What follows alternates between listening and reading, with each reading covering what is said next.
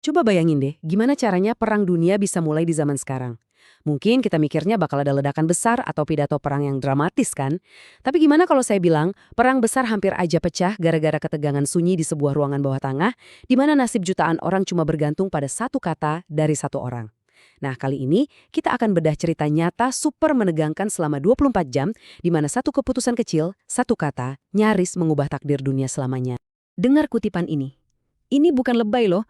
Sumber-sumber yang kita ulas melukiskan gambaran yang, wah, benar-benar bikin merinding.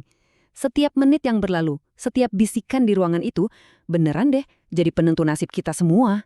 Jadi, yuk kita mulai dari awal, kita putar waktu kembali ke pagi hari yang krusial itu.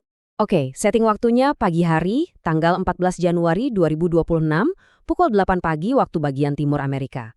Di seluruh dunia, terutama di ibu kota Eropa kayak London, Paris, Berlin, alarm darurat seolah berbunyi di markas-markas intelijen.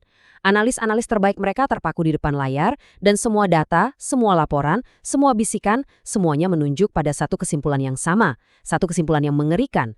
Amerika Serikat akan menyerang Iran, dan bukan minggu depan atau bulan depan, tapi dalam 24 jam ke depan. Coba kita lihat lini masanya biar kebayang betapa gentingnya situasi. Ini bukan lagi spekulasi. Ini udah fakta lapangan yang bikin para pemimpin dunia menahan nafas.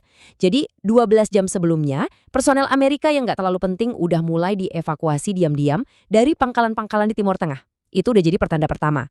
Lalu, semalaman, kapal-kapal selam nuklir Amerika yang senyap itu udah bergerak ke posisi dan mengunci target-target vital di Iran. Menjelang dini hari, citra satelit menangkap pergerakan yang paling ditakuti. Bomber siluman B-2, pesawat pengebom paling canggih di dunia, lagi disiapin di pangkalan-pangkalan rahasia. Dan puncaknya, jam 8 pagi, semua badan intelijen barat sepakat. Ini bukan lagi latihan, serangan akan segera terjadi. Semua lampu di lagar udah merah, tinggal tunggu Presiden Trump menekan tombolnya. Nah, sementara dunia luar ngelihatnya ini udah pasti perang, di dalam Gedung Putih, tepatnya di sebuah ruangan bawah tanah yang dingin, tanpa jendela, yang namanya ruang situasi, ceritanya jauh lebih rumit. Disinilah drama yang sesungguhnya terjadi, jauh dari kamera dan sorotan media. Coba deh, kita bayangin suasana di dalam sana. Dindingnya itu penuh sama layar-layar raksasa. Ada peta Iran dengan titik-titik merah berkedip yang nunjukin lokasi fasilitas nuklir dan markas militer. Ada juga update intelijen yang masuk tiap detik. Udara di ruangan itu pasti pengap banget, campur aduk antara aroma kopi yang udah dingin dan ketegangan yang bisa kamu rasain. Nah, di ruangan inilah para penasehat utama presiden terpecah jadi dua kubu. Dan mereka berdebat, bukan debat biasa, tapi debat sengit yang mempertaruhkan segalanya. Nah, ini dia inti permasalahannya. Di satu sisi ada faksi pro-serangan, atau kita sebut aja tim Hajar. Mereka ini yang konon dipimpin oleh suara-suara keras kayak Wakil Presiden J.D. Vance punya argumen yang kuat. Mereka bilang, Presiden udah bikin garis merah soal kekerasan terhadap demonstran di Iran. Kalau garis itu dilewatin dan kita diam aja, kita bakal kelihatan lemah. Semua ancaman kita di masa depan bakal dianggap angin lalu. Intinya, ini soal kredibilitas Amerika. Tapi di sisi lain, ada faksi anti-serangan, tim Sabar. Mereka ngasih gambaran yang horor banget. Kata mereka, oke, kita bisa aja serang, tapi siap-siap aja, Iran bakal balas dendam gila-gilaan. Ribuan drone dan rudal bisa menghujani pangkalan kita, bahkan sekutu kita kayak Israel dan Arab Saudi. Ini bukan lagi soal serangan balasan biasa, tapi resiko perang total yang bisa membakar seluruh Timur Tengah. Jadi posisinya sulit banget. Semua aset militer udah siap tempur. Para jenderal cuma tinggal nunggu satu perintah. Tekanan di ruangan itu pasti udah di level maksimal. Tapi saat sang presiden lagi nimbang-nimbang antara dua pilihan yang sama-sama berat ini, dia belum sadar kalau debat sengit itu nggak cuma terjadi di ruangannya. Di luar sana, telepon-telepon darurat mulai berdering tanpa henti. Dan panggilan-panggilan ini bakal mengubah arah permainan. Ternyata, Gedung Putih nggak sendirian dalam kegelisahan mereka. Sekutu-sekutu terdekat Amerika di seluruh dunia juga lagi nonton dengan cemas. Jantung mereka berdebar kencang. Dan mereka nggak cuma nonton loh, mereka mulai angkat telepon. Panggilan pertama yang paling krusial datang dari sumber yang mungkin paling nggak kita duga. Perdana Menteri Israel Benjamin Netanyahu. Menurut laporan, dia nelpon Trump sampai 2 kali pagi itu. Dan suaranya terdengar sangat mendesak. Pesannya benar-benar bikin kaget semua orang. Israel, negara yang paling getol dan paling vokal soal bahaya Iran, justru memohon ke Amerika, tolong jangan serang. Kenapa? Alasannya jujur banget. Sistem pertahanan rudal mereka, Iron Dome dan kawan-kawannya, ternyata nggak sepenuhnya siap buat nahan tsunami rudal balasan dari Iran. Ini pengakuan yang luar biasa, sekaligus peringatan paling serius dari sekutu paling setia Amerika di sana. Hampir di waktu yang bersamaan, pesan serupa datang dari tetangganya, Arab Saudi. Putra mahkota Muhammad bin Salman alias MBS juga mengirim pesan mendesak. Fokusnya beda, tapi sama-sama bikin pusing. Ekonomi. Serangan ke Iran bisa memicu balasan yang nargetin ladang-ladang minyak di Teluk Persia. Kalau itu terjadi, pasar minyak dunia bisa lumpuh total, harga bensin di seluruh dunia bisa meroket gila-gilaan, dan ekonomi global bisa langsung anjlok. Dan ini bukan cuma Israel dan Arab Saudi.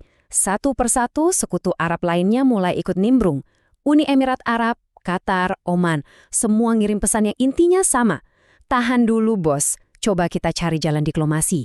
Jadi, ini kayak paduan suara internasional yang kompak banget, mendesak Trump buat ngerem. Nah, sekarang bayangin posisi presiden. Di dalam ruangan, para penasihatnya berdebat sengit. Dari luar, sekutu-sekutunya memohon-mohon. Situasinya kayaknya buntu total. Tapi, tiba-tiba ada sebuah pesan yang masuk lewat jalur yang sangat tidak biasa. Dan pesan inilah yang jadi penentu segalanya. Di tengah kebuntuan dan tekanan dari semua sisi ini, muncullah satu elemen kejutan.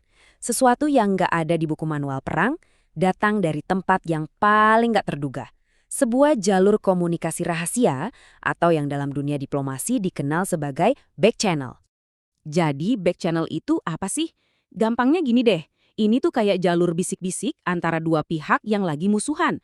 Saat jalur komunikasi resmi lewat kedutaan atau diplomat udah buntu, jalur rahasia ini jadi satu-satunya cara buat ngobrol. Ini penting banget buat nyampein pesan sensitif tanpa harus diketahui publik. Dan dalam kasus ini, jalur itu dipegang oleh satu orang. Orang itu adalah utusan khusus Amerika, Steve Witkoff. Kabarnya, dia ini punya jalur komunikasi langsung ke Menteri Luar Negeri Iran. Dan medianya? Canggih banget. Pesan teks. Bayangin betapa surrealnya situasi ini.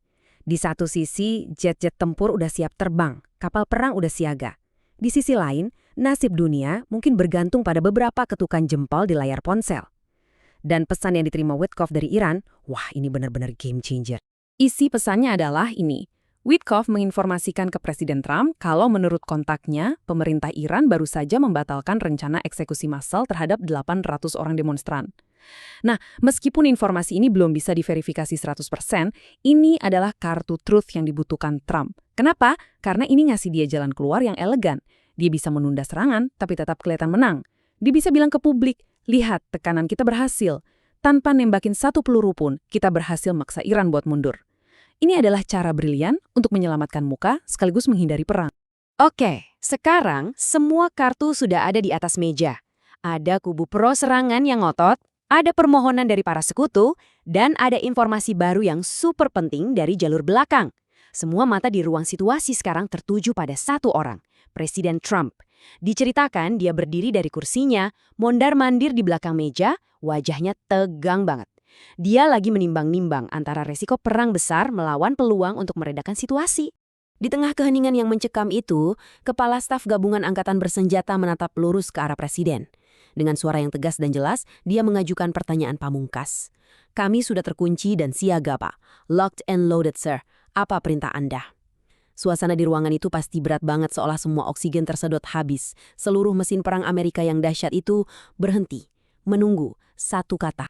Dan kemudian, setelah jeda yang mungkin terasa seperti seumur hidup, Trump mengangkat tangannya dan mengucapkan satu kata. Tahan. Hold. Satu kata yang sederhana, tapi dampaknya luar biasa. Kata itu memecah keheningan. Kita bisa bayangin suara nafas lega dari kubu anti serangan bercampur dengan ekspresi kaget dan mungkin sedikit kecewa dari kubu pro serangan.